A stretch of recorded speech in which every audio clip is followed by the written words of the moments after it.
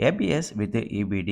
electronic stability program, hill hold assist, reverse parking sensors, wide angle rear parking camera, security alarm system, front seat belts with pre-tensioner and force limiter, ISOFIX child seat mount, speed sensitive automatic door lock, seat belt reminder with buzzer, day night adjustable IVRM, engine mobilizer, high speed alert system, driver seat height adjuster, இதெல்லாம் முக்கியமான safety ஃபீச்சர்ஸாக இந்த புதிய ஷிஃப்ட்டில் இருக்குது. Features wise என்னென்ன இருக்குது அப்படின்னு பார்த்தோம்னா, smart play pro plus with 22 cm